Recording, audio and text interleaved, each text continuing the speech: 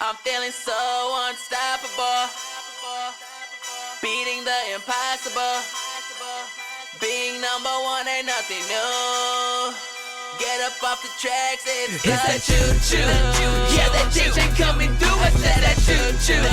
Yeah, that J-train coming through. You know that choo-choo. Yeah, that J-train coming through. It's that J-train coming through. That J-train coming through. But I'm coming for it all. Yeah, me and brother Vinny. I'm a top-notch warrior.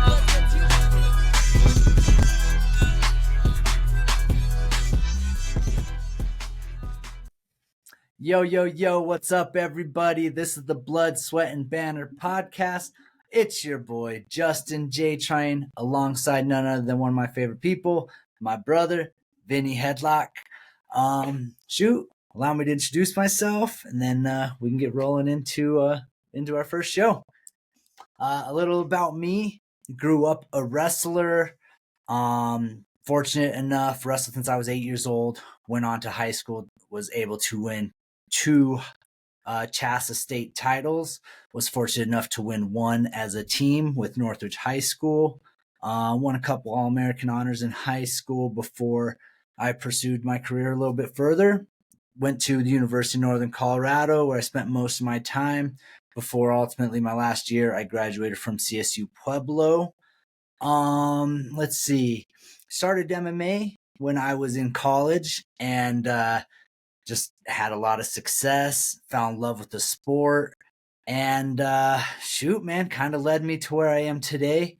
Bellator vet, PFL vet, former Sparta Combat League champion, former LFA champion, and currently holding a professional record of 14-5 as a pro. That's a little bit about myself. I'm about to get married. No kids. Be looking forward to seeing me fight again coming up in the early year, probably around April-ish. We'll see. But enough about me. Let's pass it to my boy, Vinny. Hit him. Hey guys, well, obviously a lot of people know Justin, and it's really nice that you guys came in because of Justin, but a little bit about myself. I also grew up wrestling. It'd be weird if we had a family of people just doing a bunch of crazy sports, but I grew up wrestling with Justin. I was fortunate enough to also wrestle with him at Colorado State University, Pueblo. I placed twice at the state tournament in high school. I was a 3-time Greco and freestyle state champ. So that's one of my favorite accomplishments. But as well as Justin, I did MMA with him. I stuck to the amateur ranks and was able to get myself a Sparta Combat League welterweight title. But ever since then, when my MMA days were up and my competing days were over, I started coaching for Windsor High School, my alma mater. I was there for 2 state championships as a wrestler, but I was also there for 2 state championships as a coach. So big things coming for that. If you want to see our season, we're going to get it kicked off with some, just doing the preseason workouts. But first duels will be the first week of December. So make sure to check that out when it comes. But speaking of, the season coming around, man, what's up with the snow today, dude? Holy cow, man. It's been a little cold up here in Greeley. Actually spent half the week up in Aurora because I was doing some training down in Denver. So they got hammered a lot worse than we did here. But we were talking about it earlier, and just something that kind of very weird back in my era. Vinny, it's almost same era, maybe a little bit younger. Schools didn't get closed as often as they do now. Schools get closed because it's cold. Schools get closed because there's a couple inches of snow. Little side note, one of the schools got closed because there was a mountain lion here in Greeley. Dude, that was so nuts. And what the hell is the mountain lion? Was it just too cold up in the mountains that it was like, I got to go to Greeley? I mean, I can understand maybe some of the surrounding cities that are more foothills leading into the mountains, but Greeley's growing. Greeley's a pretty busy place, especially where the mountain lion was located. Prime, busy area next to a school. So ultimately, some police had to come in and handle business. Kind of crazy, but hey, nothing happened. Thank God. Yeah. Being next to an elementary school, obviously that could have been very bad. But man. Back to the snow.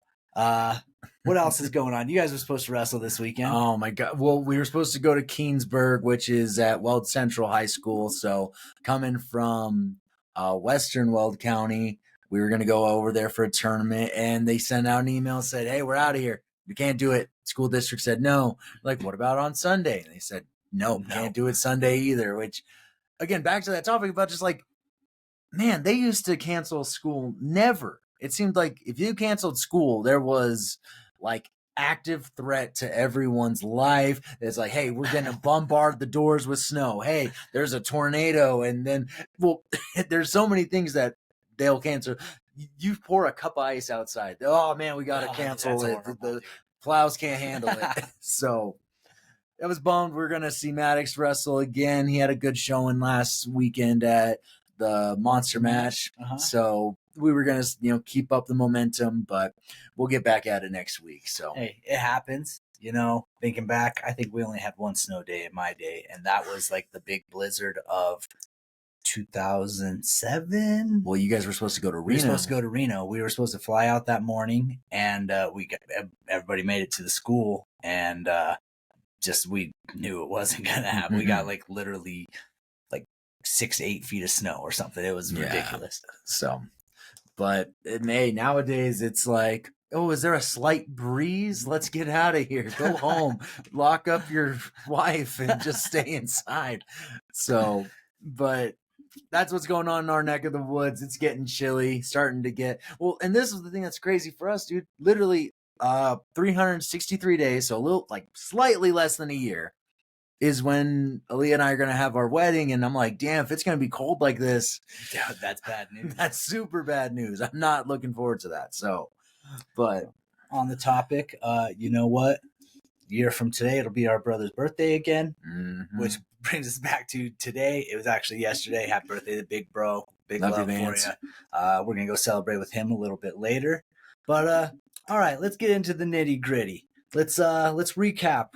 Last weekend, we were very fortunate enough to go and watch, old stomping grounds, UNC, currently ranked 20 versus the number 6 Mizzou Tigers. And dude, that was a sweet duel. Unfortunately, UNC did come up with an L, but man, our guys wrestled really well. Yeah. Packed house. I think that's the fullest I think I've ever seen it.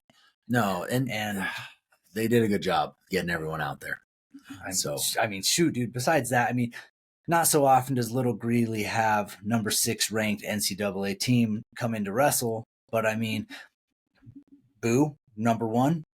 Keegan O'Toole was number 1. I think we had a total of 11 ranked wrestlers.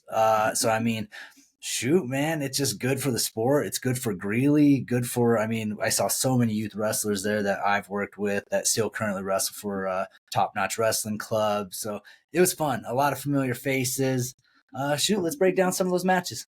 Yeah, man. But like, to go back over it, like, again, I remember the days when UNC was lucky to have 50 people show up for a duel. And to see how many people showed up for this duel against Mizzou, it was special. You got the return of Andrew Alirez. You've got the 11 ranked wrestlers there to, stake their spot early in the year. They did a great job. Near sellout.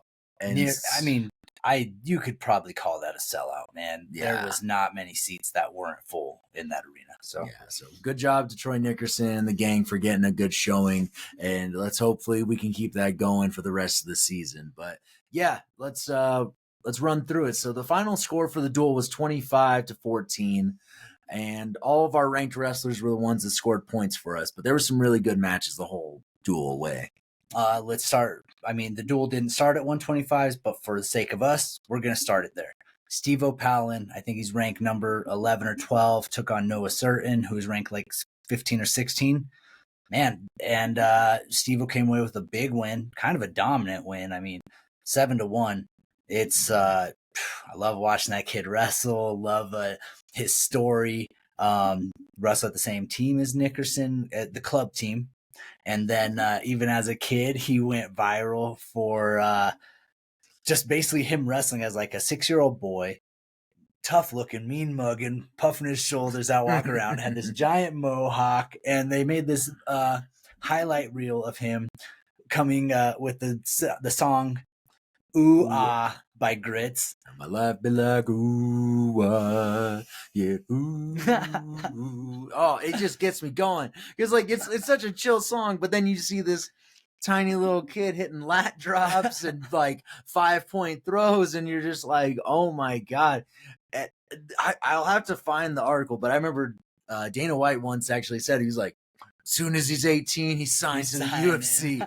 But it's cool to have that kind of wrestler in Greeley for the Bears. And yeah, good dominant win, going 7-1 against ranked guy. So kicked off it good for the lightweights, man. Yeah, absolutely. Great way to start it. Then we go on to hometown hero, our boy. Vinny actually used to coach this kid at Windsor. I've known Dom since he was a little kid. Started off his college career at Nebraska, wrestled there for a couple years before coming back last season. Qualified for NCAAs, didn't have the success of All-American, but still very dominant season. Man, he started this off right. He got taken down first, but ultimately came back to a major just change of events where he ended up winning 15-5, earning bonus points against another tough kid. Dom looked good, dude. I mean, when he turned it on. He kind of started bullying that kid towards the end. Yeah, he was doing a good job. He really set the pace, and with the 3-point takedowns, it's tough to wrestle from behind because a reversal is still only 2 and an escape is only 1. So to come back and win in the way that he did, 15-5, he really said like, hey, I'm putting on for my city. You're not going to beat me in front of my home crowd. And he showed up and he showed out, man. And with a full crowd like that, they exactly what he said. He's like, we're going to come on and put us on some impressive wins. We're going to put points on the board and we're going to show out. So, I mean, huge love to Dom, man. That was a great win. Great way to start off the season. We're behind you, big dog. We're behind you. Yeah, man. Keep it up, Dom. Love you, brother. We'll see you soon, man. But, another hometown favorite, probably. The pride of Greeley. Yeah. Got to talk about Andrew Alirez. His big return, spent the year on an Olympic red shirt, wanted to get his goal of getting a gold medal for the U.S. Fortunately, didn't get there, but he came back swinging with his college return, beating number 10. Do you remember the guy's name? I do. Edmund, I think. And that sounds right. But number 10, top 10 matchup, first week of the season. And Boo punked him, man. He controlled the whole match, largely shut down the guy. I mean, he got a couple escapes where Boo just cut him. That's pretty much doing what Boo does. Man, shoot. His intro that they made for him was, dude, it was perfect. It was great. I love the showmanship that UNC has now. I love, man, the story behind stay down, stay loyal, 970, G-Town, baby. Boo looked good coming up with a 12-2 win over another ranked opponent. I was like, dude, great way to start off the season. And I love that little swagger that he's got where he kind of just throws his hands up and he's like, what? It's just, this is what we do. Yeah, this is what we do. And he crosses those arms, that G-Town swagger, man. I love it. And it's just more to come, man. And yeah. Oh, absolutely, man. It's probably a large reason. I mean, you can't cut away from Dom, Steve-O, Nickerson, anybody in the program, but probably a large reason why UNC is where it's at today. Huge love to my guy. Up next, Vinny Zerbin. Dude, I think he's ranked like some have him as high as like 14, some have him as low as 17. Either way, he's in the mix. Love this guy's story. For lack of better words, call him a diamond in the rough, dude. He came to UNC where a lot of people were like, hey, we expect you to do well, but we're not sure what to expect, had some highs, had some lows, but he comes in as a wild card, qualifies for NCAAs, wrestles all the way through, beating some ranked guys, beating some guys that a lot of people didn't expect him to beat, making it to the blood rounds, coming up one shy. I just like, man, it's cool to see him. It's cool to see him being successful. Zerbin, he came up with an 8-4 win over a tough opponent. My personal perspective is, man, he looked a little tired towards the end. But first match of the year, and just hey, that kid's no joke either. There was a lot of scrambles. There's a lot of things going on in that match. So maybe I can't blame him. I don't know if I could keep up that pace for that long. Exactly. But hey, first match of the year, started us off right with a huge rack of wins. And then I think after that, it kind of started turning a little ugly for UNC. Yeah, Mizzou's really strong in the upper weight classes. I mean, when you got Keegan O'Toole in your lineup, you're going to get a lot of momentum coming from that guy. Returning national champ, currently ranked number 1 in the nation. 2022 national champ. 2022, yeah. I mean, still, yeah, it wasn't, but still, to dude, be coming back with that national title. World-class wrestler. Yeah, came up through the Askren program. So you can tell the way that he wrestles and just grinded out a tech fall. He was very Boo-esque. I mean, took the guy down, cut him. He said, I'm getting my takedowns. I'm going to get you. And you can't handle that pressure regardless of who you are. I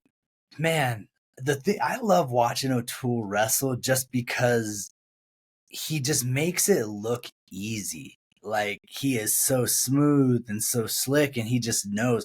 I mean, granted, you put that guy on top of you, I'm sure you're going to feel he's working, but it just looks so nonchalant as he hits his moves. And I'm like, it's just fun to watch him. Obviously, that's why he's number 1. Yeah. You know, he's slick. He's a bad dude, world class for sure. So, and he was wrestling McElhaney. Was that it? Or yes, Aiden, right? Yeah, Aiden McElhaney. Who, honestly, dude, tough kid, tough wrestler, dude. He has a lot of high success. I want to say he was a U20 world placer, world medalist. Yeah. Even this last year, I think he had some success in the Greco field, bringing home some medals. Just collegiate's a lot different style, and O'Toole showed he's the man for a reason. Yeah, so... And, you know, we got some new guys in the lineup. I remember there was a true freshman that was wrestling in the lineup. He had a real close match in his wrestling debut for the Bears. Came up a little short, but it's still a young season. I think the Bears are going to capitalize on a lot of stuff. There's going to be some surprises. I don't think just our 4 stars, Steve O'Dom, Boo, and Zerbin, are going to be the only stars on this team. There's going to be some surprises coming soon. It's early, you know, people can still transfer, people can still really find themselves and excel. So, shoot, man. I mean, hey, UNC being number 20, winning the duel at one point, coming up a little shy. It was a very exciting duel, full of a lot of activity, a lot of great matches. The night is young, dude, for us. We're just getting started, and I'm fucking pumped for the rest of the season. Go Bears. Go Bears. Everywhere we go. We got the Bears with us. So, but I mean, segueing from one combat sport to the other, man, big fight night this weekend, UFC Fight Night 100. I think this will be the final card at the Apex, if I'm not mistaken. That's what they're announcing. That's what they're saying, which I think a lot of MMA fans are happy about it. I'm sure the fighters are happy about it. Yeah, it was fun during the COVID era, and I mean, Justin, you fought there. Yeah, you can attest for how interesting and how intimate of a place it is to fight. But it's a foregone conclusion that we got to get back on the road and we got to be having some fight nights in some arenas. I think for the UFC, it's going to be a big just getting out there again of like, you know, have fights in different cities. I'm sure the fans are super pumped for it because one, Apex is a kind of a small, very big building, but like for what it's doing for holding shows, very small. I think you can only host maybe like 40 people in there at a time. So it's not many at all. Definitely changes the atmosphere for fights. And I mean, I think even at a couple shows, they were taking people maybe from the Contender Series that you got to stay for your fighter's fight, and then they escorted you out if you were a fan. Wasn't that way whenever I fought, but that's what I've heard from some more recent. Yeah. So, well, anyways, back to the card before I cut you off. No, you're good. It's all right. But a person that's going to be headlining that card, a person that Justin and I both know very well, Neil Magny. He's, headlining the card against Pratis. And I'm hoping saying that right. And man, they just been throwing Neil some killers lately, dude. Neil is a vet, man. He's had so many fights. And I mean, hey, dude, he wins some, he loses some, but he always comes to bang. He just does what Neil does. And Shit, man. This is a dangerous fight for Neil. Prates is on a huge streak of just finishing guys and finishing them kind of fairly highlight reel, if you will. Yeah. Well, it's like, look at the guys that Neil has fought in his last few runs. Like, at least when you look at it, it's definitely a young man's game when you look at who Neil's fighting. So, I mean, he beat Philip Rowe, very good guy. And then he goes to a decision with Ian Gary, tough matchup that he, got pretty worked on. But then afterwards comes back in a fight that he's losing against Mike Malott, another young prospect. That was insane. Like, I mean, dude, Neil is my dog, and I love that guy. But, like, let's just be honest, dude. He was kind of getting worked in those first couple rounds, probably even halfway. Third round was a little bit closer, and that gas tank Neil Gott's paid off for him, because it seemed like Mike Malott just had a dump or just shot his wad. I don't know, man. He just he couldn't do anything else, and Neil just kept hammering him and ended up getting the finish. Yeah, and then his most recent fight, unfortunately, he got knocked out by Michael Morales, undefeated Brazilian, and he's getting another. He's not undefeated, but another hot name in Carlos Prates that he's definitely, they have him as the betting underdog, but you can never count out Neil. No, absolutely not. Neil, we're rooting for you. Do your thing, represent us well. Who else is on the card? Somebody that I was really excited about personally was Garbrandt versus Miles Johns. And shoot, man, both some very technical strikers. Garbrandt being a former champ. It was some nasty highlight reel knockouts. Watching Johns come in and just piece people up and kind of finding those overhand rights, and just the way he fights is like, dude, he's good at it. And I think that would have been a good matchup. Unfortunately, it got canceled. I'm not sure exactly what happened. Did Garbrandt get hurt? Garbrandt got hurt, and so they got a late notice replacement, and that's one thing that I always hate, that with the card subject to change, you never know what you're going to get. But at least Johns is not going to have his training go to waste, and he'll get a fight. But still fighting.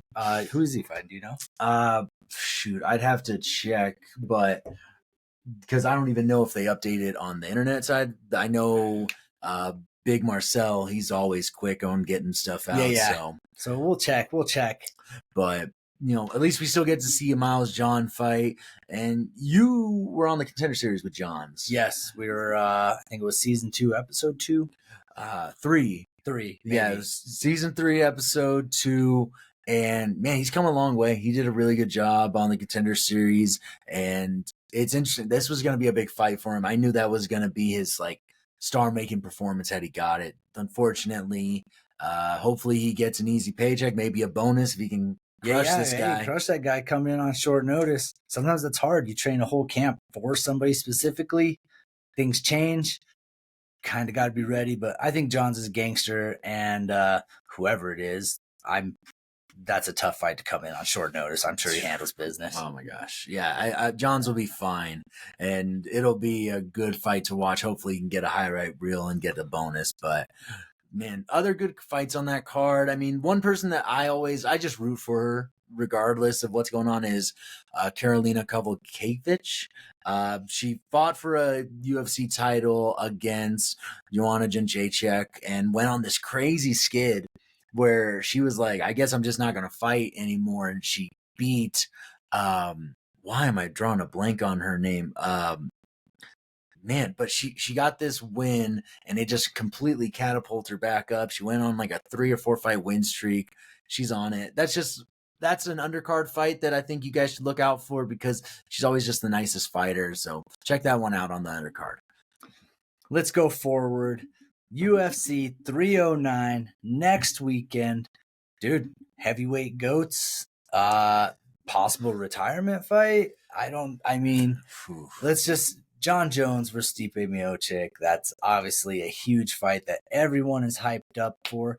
A lot of controversy. A lot of people are saying, it shouldn't be Stipe. It should be Tom Aspinall. I agree. Stipe, I think what the thing is, Vin, it's not that Stipe's not good. No. It's not that Jones isn't good. It's just the fact that neither one of them has Dragging fought us on. for so long. It's like, shoot, man, I'm 33, and sometimes I feel like I'm like, dang, dude, it's hard to do some of this sometimes. But what I think they're both 37. They're Stipe's 40. Stipe's 40. He's in his 40s, and John's 37. I was looking at something else whenever they were talking about John Jones not wanting to fight Aspinall. If he wins against Stipe, he wanted to fight Alex Pereira, and they said that was good because they were both 37. Yeah, but my problem with the whole thing, and I think a bunch of MMA fans can attest for this, dude, is that this fight would have been better had they booked it quickly, but they were still upset because they thought, well, who got hurt? It was John. That's what I thought. I think he messed up his calf, or it wasn't his quad, but John got hurt and they postponed it. And you got a good champ in Tom Aspinall. People are writing him off like, no, dude, he beat Sergey Pavlovich. Sergey at the time was knocked him out. Hot. Knocked out Curtis Blaze, avenged his only UFC loss. Like, Aspinall's that guy, dude, and he deserves his flowers. He deserves this big fight. Interim title is not for that. And you got two older guys. Like, everyone wants to talk about legacy and say, hey, Stipe's the heavyweight GOAT. He's defended it the most times. But he hasn't fought in ages. The last time he fought, Francis Ngannou was in the UFC. Francis fought two world championship boxers and then won the PFL title, while Stipe has still been chilling on the sidelines. So it's a long overdue fight, but we're a week away. I'm just happy we get it out of the way so we can see how Tom Aspinall fits into all of it. Let's ask the question, who you picking? I think you got to go with Jones, dude. It's just, he's so big. Even Jones. He's so big for that fight. He's got less ring rust than Stipe. He is such a dominant wrestler. That reach and his style, even at 37, is going to give Stipe problems. I love Stone Cold Stipe, drinking some Stipe Wisers. I love it, dude. But I got to go with Jones with this one. I'll say he beats Stipe by a unanimous decision. Stipe's gritty. His grappling's pretty good. I don't know if it's John Jones level, but man, I like them both. I mean, like, Stipe, just somebody who you love, man. How can you dislike the guy? He does it right. He's old. He's done the best. I mean, so many huge wins. Has some losses over some heavyweight greats, but he also has wins over them too. DC, Ngannou. I mean, the list can go on and on. Either way, don't count Stipe out. I'm picking John Jones too. I just think he's too good. Arguably the GOAT, dude. And you get 12-6 elbows now? Yeah, That's now he's like, oh, fuck yeah, baby, let's go. You know, he's going to be like, I've been waiting 10 years for this. You know, let's do it. For those of you who don't know, John Jones' only career loss was against Matt Hamill way back when, where he was piecing Hamill up and came within the alleged 12-6. I say alleged because, some people said there was an arc on it. And at one point, that's all that you got to do to change it. Yeah, because it's if it comes down at a 90-degree angle, or like it's supposed to come in from 12 o'clock to 6 o'clock. But if I come from 11 o'clock to 6 o'clock, it's fine. So it's like, really, it's just this motion instead of this motion. Honestly, they said they overturned it to a no contest because of the rule change. So technically, Jones is undefeated now. Undefeated, undefied. So good for John for getting that off his record, but he still has some work to do. So we'll see how it goes next week. Let's see how it goes. I'm going Jones. He's going Jones. Okay, co-main. Iron Mike Chandler versus Dubronx Charles Oliveira. Man, I mean, I think we start off. Oliveira's knocked him out the last time they fought. Nearly got knocked out though, too. That was such a. That's how Oliveira does it, dude. He's just got to get his bell rung a little bit, and then he's like, okay, now I'm ready to knock you out. Because I mean, it happened against Chandler, came back and knocked him out. Gaethje. Happened against Gaethje, it came back and submitted him, knocked him down before getting the submission. You know, Chandler, and he had that great fight with Arman Sarukian. And, many people can argue, it's like, oh man, I think Charles won that fight. He shouldn't even be fighting Chandler. But I think the real story is not even Charles. It's Chandler, who's been waiting for years for Conor McGregor to come back and fight him. He's like, I'm tired of waiting on Lucky Charms. I'm going to get my fight, and I'm going to chase the title. I'm not chasing Red Panty Night no more. And, I wish he would have gotten it just because of his story of like, coming from Bellator and being just so many exciting fights, coming straight to the UFC and fighting some of the top guys and succeeding for the most part. He takes some losses, but he's always exciting. Everybody loves to watch him fight. So definitely a draw. I mean, shit, bro. Such a good matchup of the strong, great wrestler. Speaking of UNC and Mizzou, Chandler took 5th at Mizzou, I want to say back in like 2009.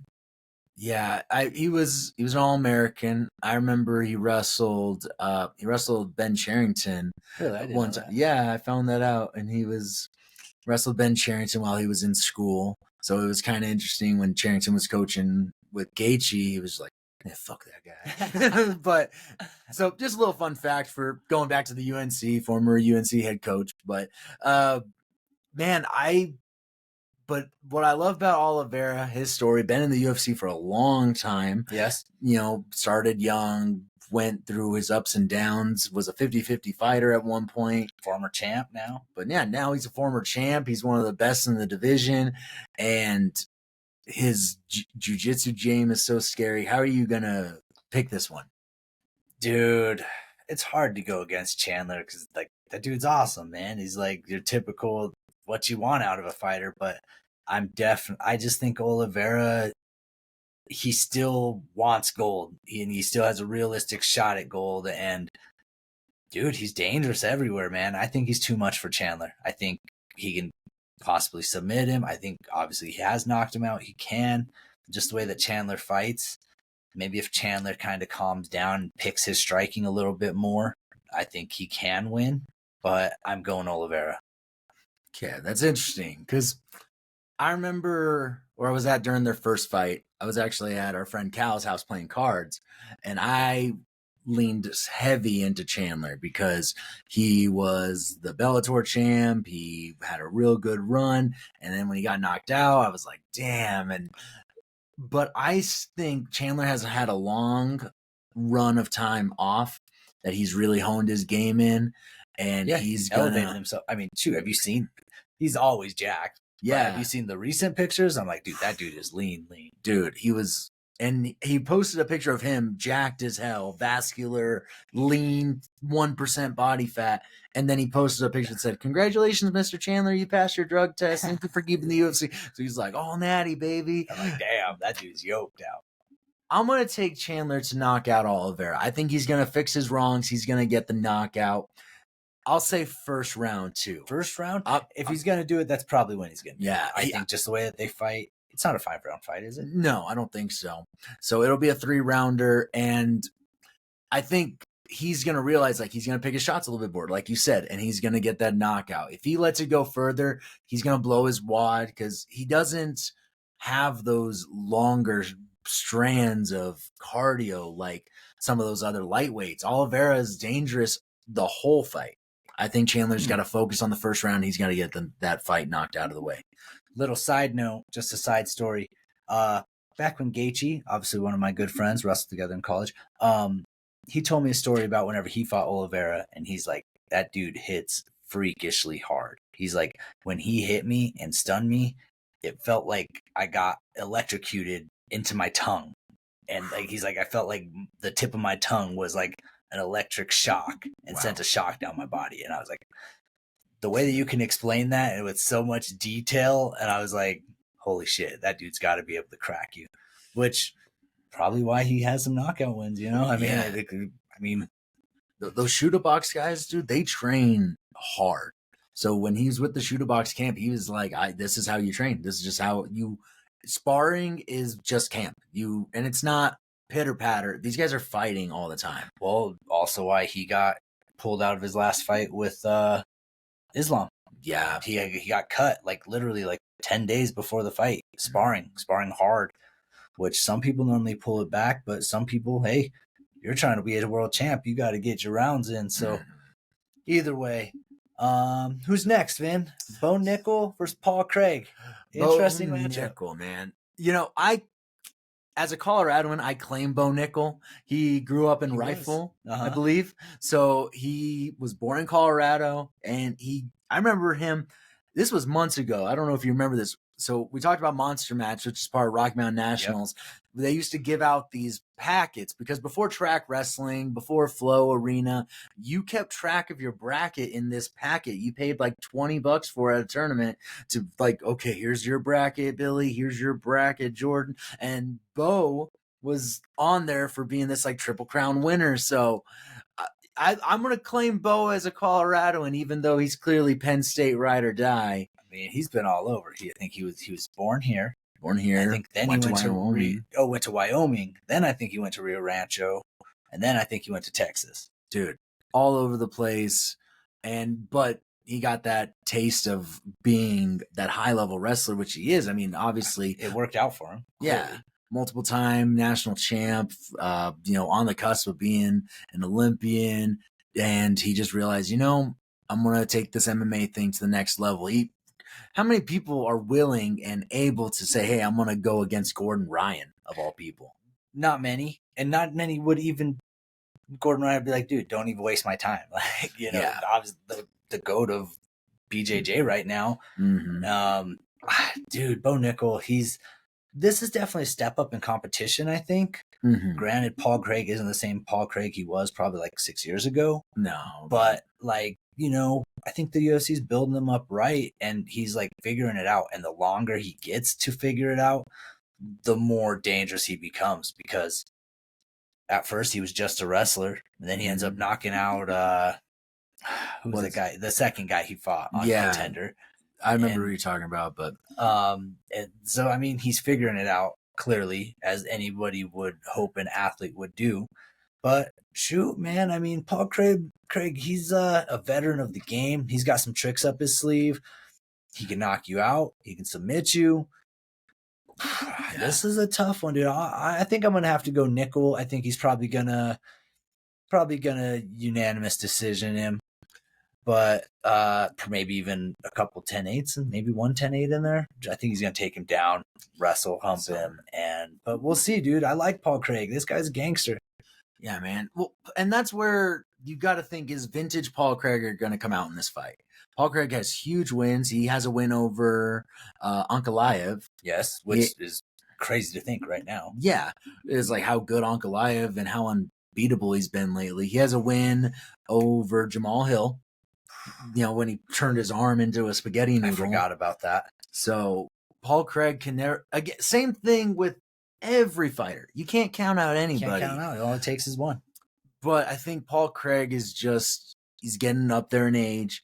This is definitely a young man's game. If Nickel wants to play it smart, he's definitely going to have to take it to the ground where people can argue Craig off his back is probably... Dude, he's still dangerous, dude. He's gotten some high-level people and shit off his back. So I'm like... But is Nickel that high level of a wrestler, which we know that he is, shut down every single thing he's got for him? Yeah, I think Nickel, it will be a late TKO. I'd say late in the second or even the third round, he's going to get a TKO. For Nickel? TKO, ground and pound TKO. Dang, Ben, you're crazy. I get oddly specific with my calls, dude. I remember one time remember Muhammad Makayev? Yes. I messed up my betting on him once. I said, okay, he's going to have more strikes than his opponent. He's going to have more takedowns than his opponent. He's going to have more ground control. And then I thought the fight would go, and then the fight would go over 2.5 rounds. Okay. But then I also put down that the fight would end in a finish. So that is a 2.5 minute buffer where you're like, dude.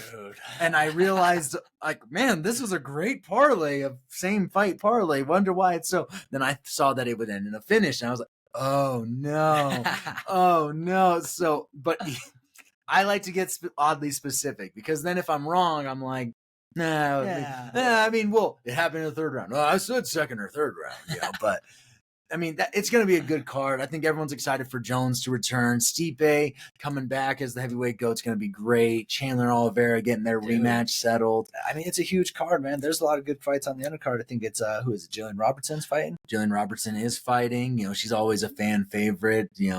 I think she has the most submission wins in women's MMA, or at least in the UFC. Really, I didn't know that. Yeah, dude, she is an ace on the ground. Why do you know that? Because I'm a weirdo. Okay. Jillian, I'm a fan. Hey, he is a fan, clearly. But, man, and what is on the undercard? I remember Chris Weidman versus your boy, Eric Anders. Your boy. So, man, that's an interesting fight, too. That is interesting. Because, I mean, with Chris Weidman, he had that comeback fight against Hawaiian, trains at Extreme Tavares. Yeah, Brad Tavares. And, his leg was just fucking torn to shreds. And, obviously, anybody who fights him knows they're going to do that, right? Yeah, and so it stinks because the Chris Weidman from 2012, 2013 isn't that guy, but you just want to root for him. Yeah, you love the guy, man. He doesn't get in trouble. He's your typical All-American guy who you want to root for. Good morals, good ethics, I loved the part when after he won and his dad he lost, and this is still my boy. It just makes you love that. I feel like that's something Dad would say. That's absolutely something Dad would say. He's like, man, it sucks, but he's like, I'm still proud of him. I still love him, and you could tell afterwards he was a little like, Dad, you just embarrassed me a little bit, but well, he doesn't win or lose. He doesn't win or lose. There was one time I think Weidman lost to Rockhold, and his dad, and I could see Weidman's like, Dad, stop. He's like, this is still my boy. It was like, hey, dude, he loves you. Don't you just dude. It's I don't know if I want to say corny. No, it's dad stuff. Cringe. Yeah.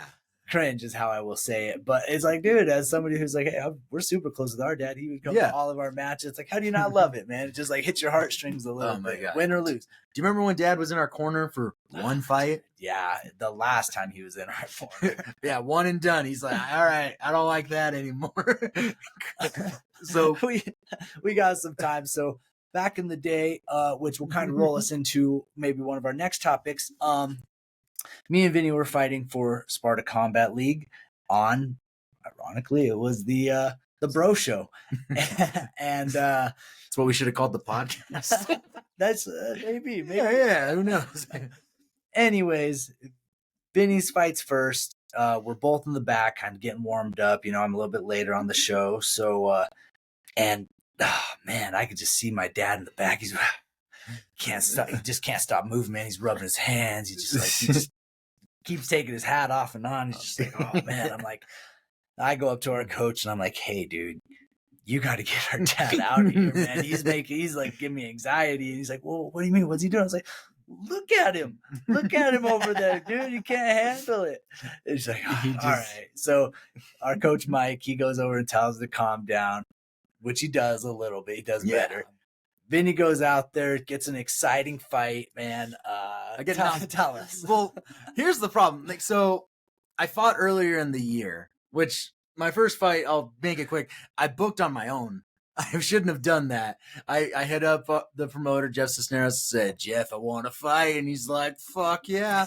and then I get to call my dad and be like, Dad, I booked a fight. He was like, you're in school. You're wrestling. What the hell are you doing? I was like, season's over. Anyways.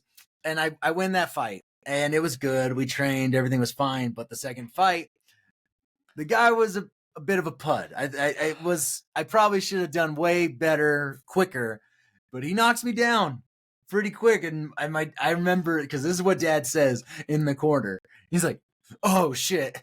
Can you hear him? During the fight, could you hear that? No, Justin, my bell was rung. The only thing I could hear was bong. Vinny basically just walks in. It wasn't like a super clean cross, but Vinny just walks in almost like a jab. And I was like, and I did like a little switch, and I was like, oh shit, double leg. And the rest of the fight was all me, but like that one time right there, I was like, oh no. And that was, I think that's what Dad was like, because you just fucking mollywopped your guy with the bad boy tattoo right here. This didn't happen yet at that time. But Justin was the next fight. But Dad sees my bell get rung, and he's like, "Oh, I don't think I could fucking do this shit again, dude. That would hurt." He was like, "Oh shit, my son got knocked out in front of me. I don't know. Like, I'm probably not even allowed at home after that, you know." But I end up winning the fight, and then I go over to the back, and I remember I'm talking to Dad and Mike and Dr. Alex. Shout out Dr. Alex. Hopefully we can get you on the show soon. We'd love to have you on here soon. And I remember saying, like, "How did I end up on top again?" And he's like, "You're talking to the doctor. Shut up.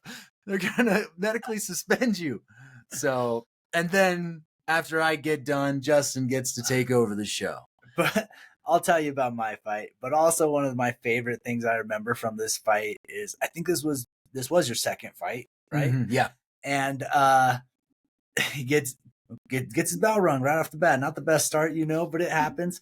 But later in that fight, Vinny has him in like a standing guillotine, and he's like looking out at the crowd. He's like, "Yeah," and his feet were on the top of the cage.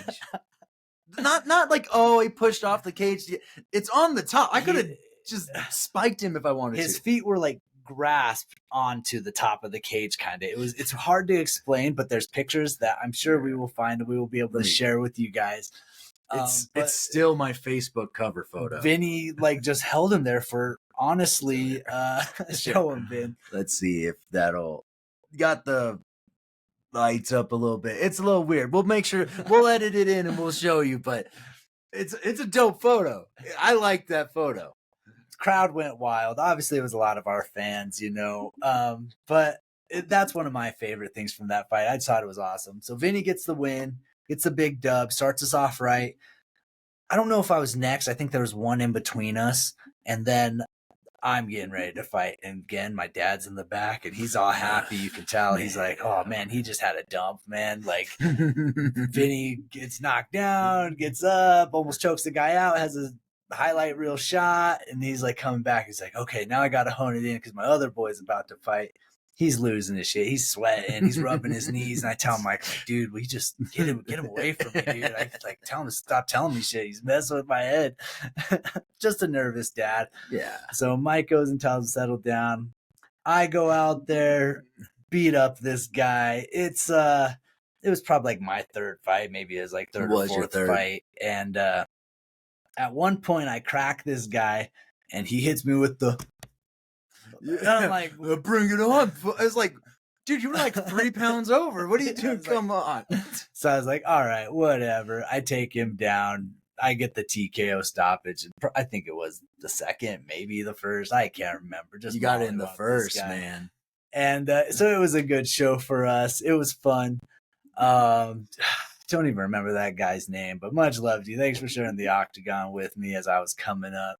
Which leads us into our next conversation.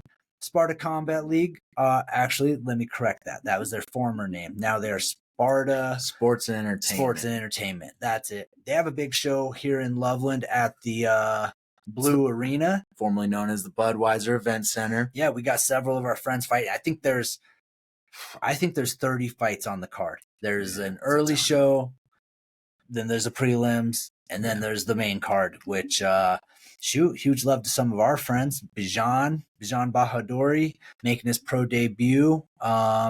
Dude, handle business, bro. I've trained with this guy for a long time. He's a G. He's as real as it gets. And I'm excited for him. Devin Miller, he is making his bare knuckle boxing debut. Anthony Praise a lot, bare knuckle boxing debut. Oh, Praise a lot is on the card. He's done a lot of crazy fights. So, oh man. Let's see who else. Little Stack, Anthony Stack making his MMA debut.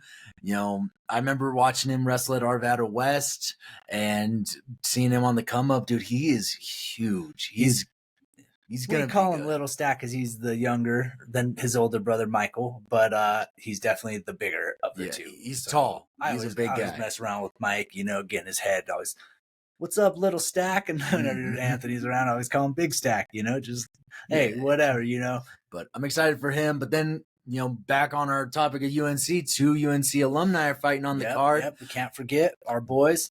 You know, you got Zeke Alirez. he's been doing a few fights, man. He took a little time off to coach some wrestling, but he's making a good return. He's got a good full camp.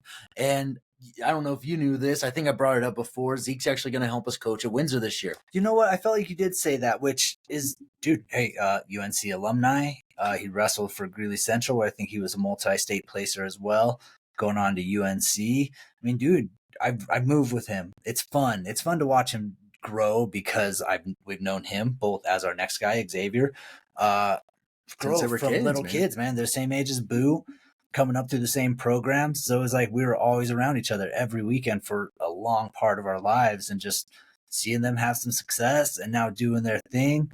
Let's go Zeke the Freak, handle business this weekend.